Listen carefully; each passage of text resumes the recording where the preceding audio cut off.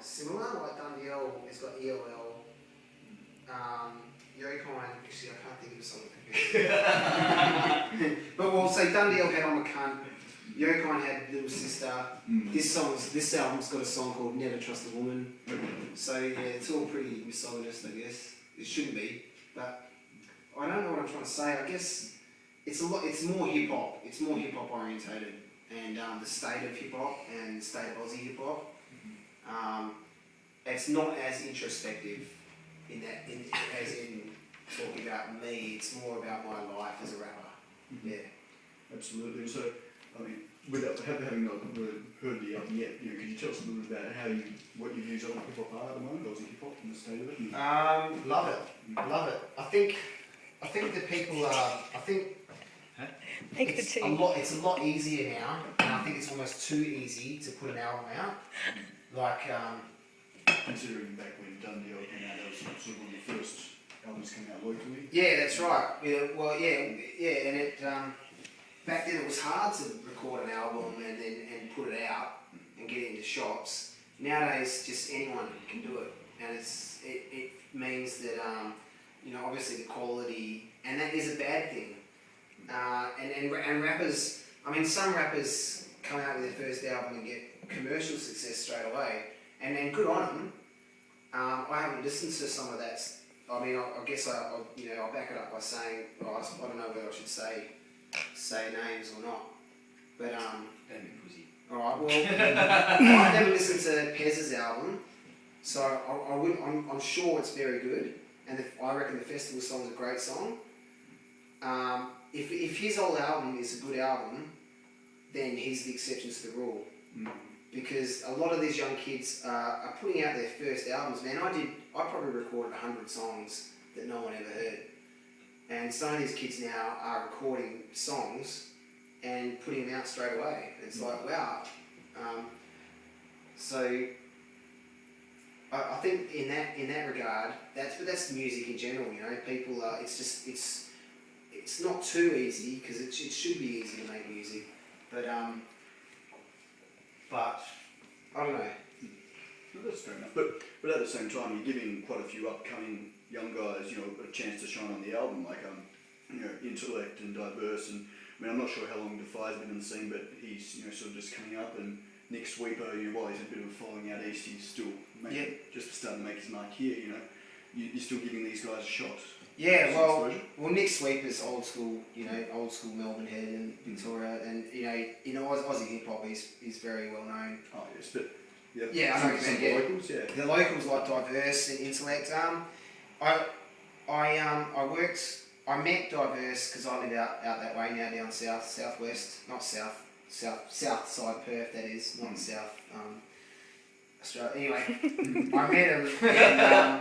And yeah, they're good lads, and so I figured that back when I was their age, no one was giving us heads up, no one was giving us anything, and crazy. I figured that it was about time that I put some kids on, get them, and because no one was doing it for us, and I used to complain about it, whinge about it, so I'd be a bit of a hypocrite if I didn't do it, so yeah. And they're good lads. I like Diverse, I like Intellect. He's a good lad. Yeah. He was actually, I just moved to Midland, but he was my neighbour over in Bassendean. Oh, was he? Yeah. Did you go there when he was shooting the film clip? No, I was busy that day. But okay, because I was over there. Yeah, I popped around that afternoon and saw the big sea container there. Yeah. Got trashed. Yeah, it was good. That was a good day out. Yeah, because we've done that's the second song the four of us have done together: Diverse, Intellect, and myself.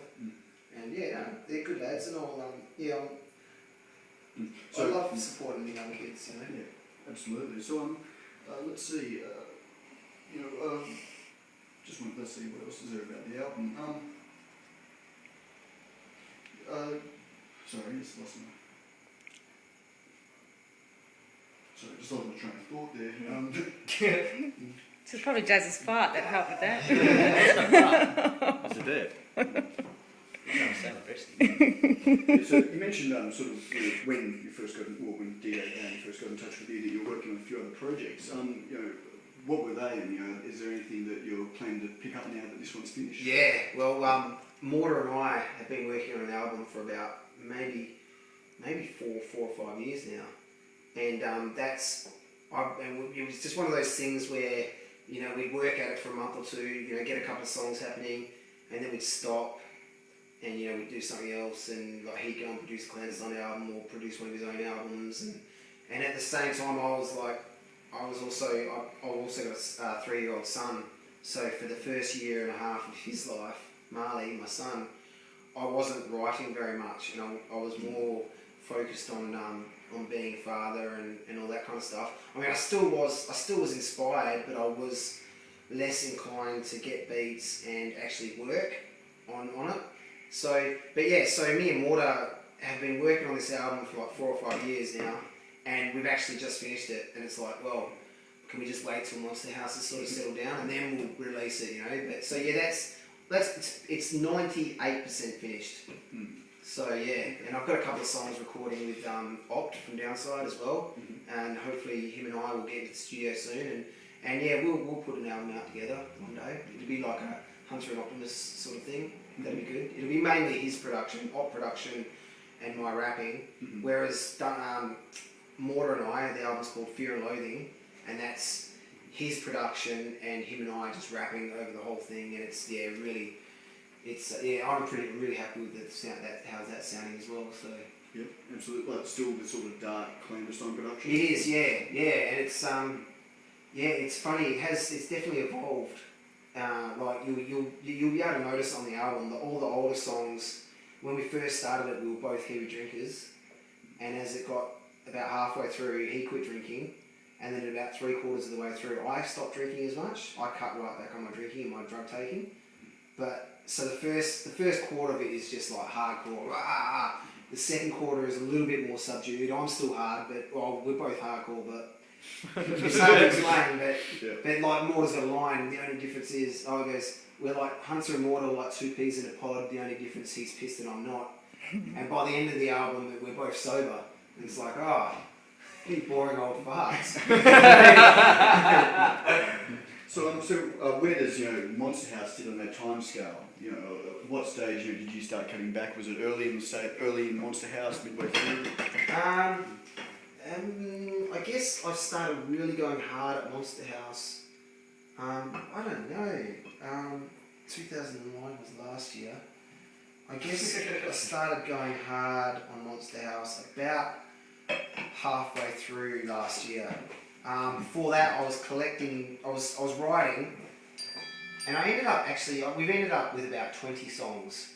So I was writing, and it wasn't until I got to the sort of peak, and that would have been probably about August last year. I peaked at Monster House, and then I knew I was on the downhill slope, and I just went bang, and then finished it late December, or maybe even January, February I finished it.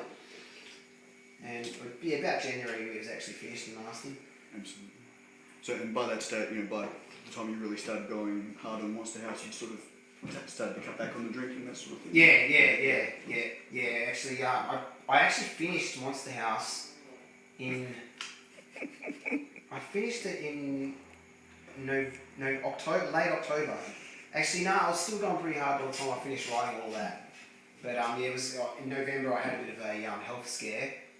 And so I've cut back I'm still drink. I still go out and have beers, but I don't get as drunk as I used to. And I'm sort of trying to watch my drinking. Fair enough. I'm sorry to hear about that. How are you now?